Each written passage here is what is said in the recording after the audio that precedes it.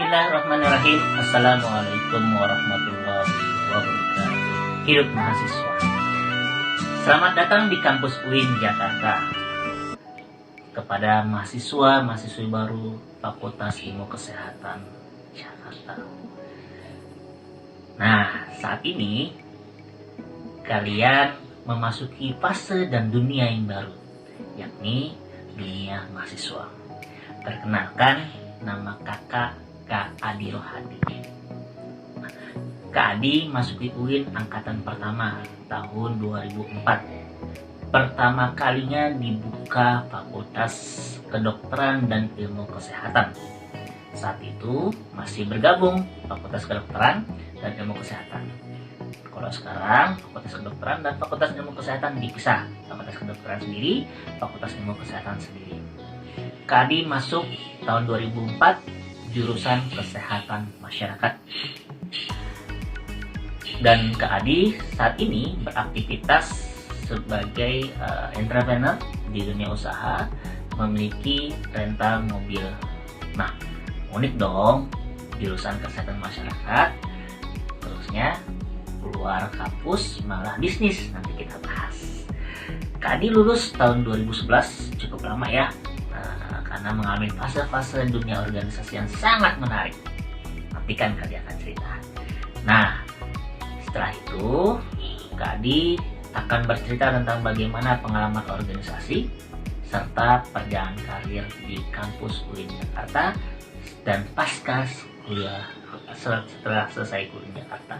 Oke, baik. Nah, pada sesi selanjutnya tadi sudah Kak Adi jelaskan nama, Kak Adi jurusan. Oh ya, kalau dulu pas angkatan Kak Adi di Fakultas Kedokteran dan Kesehatan ada 4 jurusan. Pertama, pendidikan dokter, kesehatan masyarakat, ilmu perawatan, dan farmasi. Pas awal hanya ada 2 jurusan, kesehatan masyarakat dan ilmu farmasi. Selanjutnya baru dibuka pendidikan dokter dan ilmu perawatan. Nah, kuliah di Fakultas Ilmu Kesehatan. Tapi setelah lulus seharusnya kan kerja di rumah sakit, minimal jadi ahli gizi, karena Kak Adi ngambil pendidikan gizi. Tapi kok ini masuk ke wilayah bisnis ya? Nah, Kak Adi akan bercerita bagaimana Kak Adi memulai karir bisnis Kak Adi dari tahun 2008 sampai tahun 2020 ini. Oke, yang pertama, karena basic Kak Adi ada gizi, jadi dulu peminatannya adalah jurusan ilmu gizi masyarakat.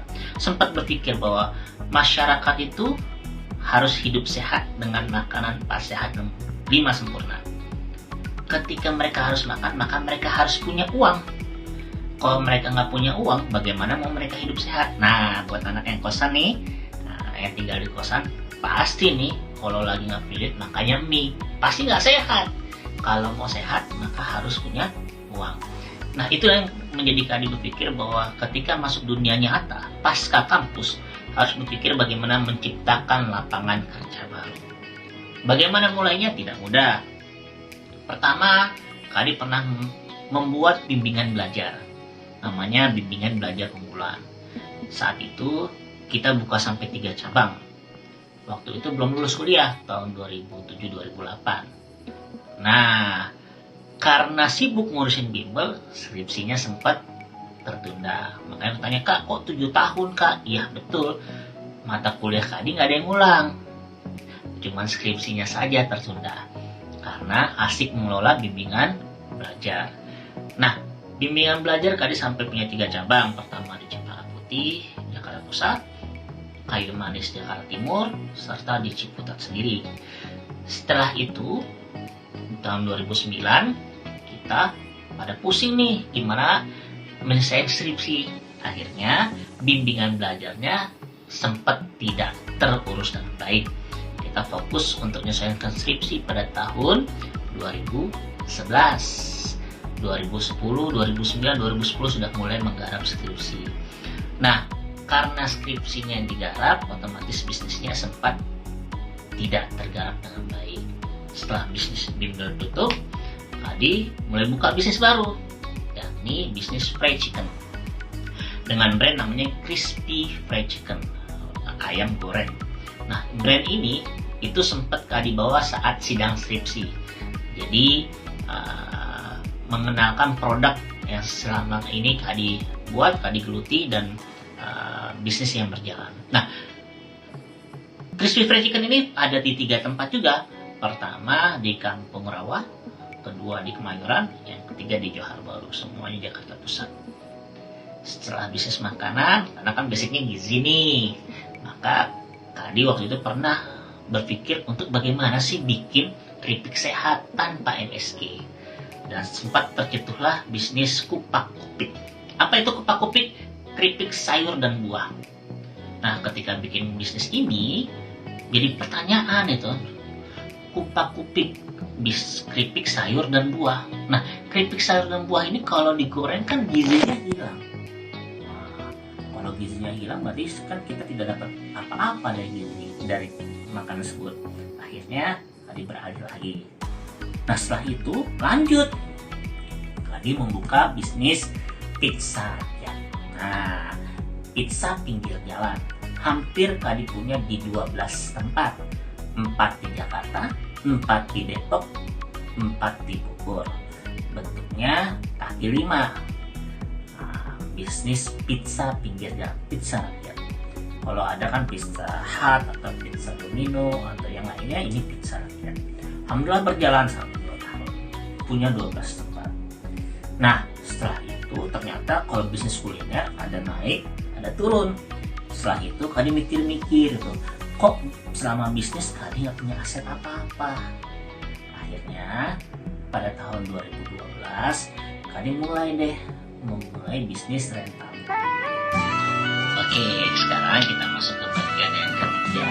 Tadi kan Kadi cerita tentang rental mobil. Alhamdulillah sampai sekarang bisnis Kadi rental mobil, mengelola hampir sekitar 120 driver dan ada sekitar 20 sampai 30 unit mobil. Alhamdulillah berjalan sampai 2020 dan Kadi saat ini jadi rental resmi, vendor resmi dari aplikasi Gokar. Nah, sudah melihat jalan bisnis Kadi. Nah, sekarang ada yang tanya, gimana sih Kak kesan-kesan nih belajar di Fakultas Ilmu Kesehatan? Pertama kali masuk Fakultas Kedokteran Ilmu Kesehatan itu amazing, karena saat itu Fakultas Kedokteran Ilmu Kesehatan itu dipimpin oleh sosok tokoh yang luar biasa, yaitu almarhum Profesor Dr. M.K. Tajudin. Beliau adalah rektor UI. Dosen-dosen UI itu mengajar di UIN. Nah, karena masih angkatan pertama, kita itu kuliahnya pindah-pindah. Ada yang di belakang kampus pasca sarjana, nanti samping ke gedung akademik, bahkan pokoknya kita kuliahnya pindah-pindah karena belum punya gedung sendiri. Nah, alhamdulillahnya sekarang Fakultas Ilmu Kesehatan, Fakultas Kedokteran punya gedung sendiri. Maka bersyukurlah bisa kuliah di gedung sendiri. Nah, namanya angkatan pertama kan masih fase-fase awal adaptasi dan pencarian. Bagaimana belajar sana? Kadi menikmati pelajaran-pelajaran yang luar biasa, dosen-dosen yang luar biasa, dosen-dosen awal, dosen-dosen yang mereka punya dedikasi tinggi. Dan alhamdulillah saat itu banyak sekali pelajaran-pelajaran yang bisa kalian dapatkan. Nanti kalian akan mendapatkan sosok-sosok dosen-dosen yang humble, mereka sangat bersahabat dengan mahasiswanya. Insya Allah materi-materi yang akan dijelaskan pasti bisa dimengerti. Ingat, buat teman-teman yang kuliah di jurusan ilmu kesehatan, baik itu kesehatan masyarakat, keperawatan maupun farmasi, itu bukan second line atau lapis kedua. Aduh, karena nggak bisa masuk ke pendidikan dokter, akhirnya nih kuliahnya di kesmas atau farmasi atau di ilmu perawatan. Tapi kita ini adalah supporting system bagian dari kesehatan. Nah, apa tugasnya? Masing-masing punya tugas yang berbeda dan saling support. Makanya tugas kita saling bersinergi. Nah, selanjutnya Kadi akan jelaskan tentang organisasi. Nah, ini pengalaman yang paling enak, paling indah. Nah, kenapa? Dunia kampus adalah laboratorium untuk kita bisa mengeksplorasi diri. Angkatan pertama Kak Adi itu pas semester 1 sudah menjadi ketua komisariat dakwah atau ketua lembaga dakwah fakultas di Fakultas Kedokteran dan Ilmu Kesehatan. Baru semester 1, karena angkatan pertama nggak punya kakak kelas, nggak punya adik kelas. tahun kedua semester 3 Kadi sempat mendapat amanah untuk menjadi presiden mahasiswa Fakultas Kedokteran dan Kesehatan, menjadi ketua BEM. Next lanjut, Kadi bisa jadi ketua BEM, masuk ke tingkat universitas, itu ketua Dewan Perwakilan Mahasiswa Universitas, jadi ketua DPR-nya di tingkat kampus. Kalau sekarang SEMA lah ya, kalau di BEM sekarang namanya DEMA, ada perubahan nama di organisasi Dewan Perwakilan Mahasiswa. Nah, setelah itu di tahun yang sama Kadi menjadi ketua komisi budgeting. Jadi zaman dulu pas angkatan Kadi, cerita masa lalu ya, itu semua anggaran kemahasiswaan itu diatur oleh mahasiswa. BEM fakultas ini dapat berapa, BEM universitas dapat berapa, UKM dapat berapa, terusnya BEM jurusan dapat berapa, itu yang ngatur adalah mahasiswa. Nah, Kadi kebetulan jadi ketua komisi budgeting yang mengatur budget buat setiap UKM, setiap organisasi mahasiswa di kampus. Kalau di UKM, Kadi sempat menjadi koordinator kaderisasi LDK Pusat. Nah, selanjutnya sempat pada saat puncak jadi calon presiden mahasiswa tingkat universitas. Tapi memang kansnya kurang, jadi kurang beruntung, kurang apa ya, kalah lah ya, tidak beruntung jadi presiden mahasiswa tingkat universitas. Nah, ketika masih kuliah juga, masih mahasiswa juga, Kadi sempat mendapat amanah sebagai koordinator humas BEM seluruh Indonesia. Jadi waktu itu kita mengirimkan perwakilannya dan sempat dipercaya jadi koordinator humas BEM seluruh Indonesia. Alhamdulillah, pengalaman organisasi di kampus menjadikan kita punya relasi yang cukup luas, punya kemampuan untuk berorganisasi, mengelola bisnis, mengelola orang, manusia, dan lain-lainnya, itu karena laboratoriumnya di kampus. Nah, jangan lupa nih, kalau kalian mau lihat bisnis Kadi, ketik di Maps kereta mobil harian DCS. Insya Allah itu lokasi kantor Kadi. Mau main silahkan, kita terbuka 24 jam, kita ada. Oke, nah sekarang bicara suka dukanya. Nah, apa sih suka duka selama kuliah di Fakultas Ilmu Kesehatan? Suka dukanya karena angkatan pertama kita nggak punya kakak kelas, maka kita bingung nih kalau mau beli buku nggak punya kakak kelas, kalau mau bikin acara nggak punya kakak kelas. Makanya beruntung nih kalau bisa nih ya, kalau mahasiswa baru itu ketika masuk harus cari kakak kelas tempat bertanya, minimal kita punya tempat untuk diskusi, konsultasi, sharing, dan lain-lainnya. Karena kenapa? Setidaknya mereka lebih tahu lebih awal dibandingkan kita. Nah, karena angkatan pertama nggak punya kakak kelas. Terusnya sukanya apa? Sukanya kita masih sedikit, jadi lebih kompak, kita lebih terasa kekeluargaannya. Karena waktu itu cuman 100 mahasiswa, jadi masih sedikit lah. Nah, sukanya, dukanya, pokoknya luar biasa.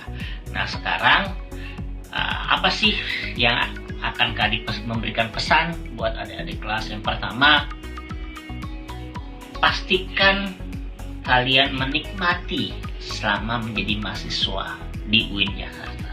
Nah, kenapa? Apapun yang kalian alami ketika kalian menikmati, hasilnya akan luar biasa. Yang kedua, kalian harus punya goal. Ketika mau lulus itu jadi apa? Ada 3 kemungkinan. Pertama, kalian akan menjadi akademisi. Jadi akademisi itu setelah lulus kalian harus masuk S2 dulu, kuliah S2 dulu, baru jadi dosen akademisi. Yang kedua, kalian menjadi praktisi. Kalau kalian jadi praktisi, biasanya kalian setelah lulus nanti kalian masuk dunia kerja dan jadi profesional. Nah, setelah itu jadi praktisi. Nah, yang ketiga, yang ketiga setelah lulus kalian keluar jalur. Bukan keluar jalur sih, memutuskan untuk masuk ke dunia yang lebih baru, yakni dunia entrepreneur, menjadi pebisnis. Nah, kalau kalian harus jadi pebisnis, nanti kita sharing-sharing. Jadi, setelah kalian masuk dunia kampus itu apa sih yang akan kalian tuju? 3 hal tadi. Apa? Kali ulang ya. Yang pertama, kalian mau jadi akademisi. Akademisi itu jadi dosen. Ada kok di sini jadi dosen. Kayak siapa? Kayak Budela. kayak siapa lagi ya, Kak Giri atau siapapun itu, yang mereka dulu adalah mahasiswa terusnya jadi dosen. Terusnya yang kedua praktisi, banyak jadi praktisi. Yang ketiga adalah jadi entrepreneur. Tinggal kalian mau milih jadi apa, tapi nikmatilah dunia kampus karena kalian akan mendapatkan pengalaman berharga sana. Nah, terus jangan lupa aktiflah di organisasi.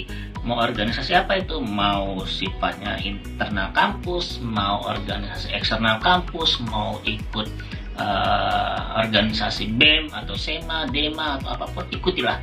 Karena kenapa? Kalian akan mengasah kemampuan berorganisasi, kemampuan memimpin orang, dan kemampuan mengatasi masalah. Karena kenapa? Suatu saat kalian akan jadi pemimpin dan harus mengatasi masalah. Nah, itu saja yang bisa Kadi sampaikan pada video kali ini. Sebenarnya Kadi ingin bertatap muka dengan adik-adik kalian semua, tapi karena kondisi pandemi saat ini, dan maaf ya Kadi nggak pakai masker, nah, karena kan langsung menyampaikan video.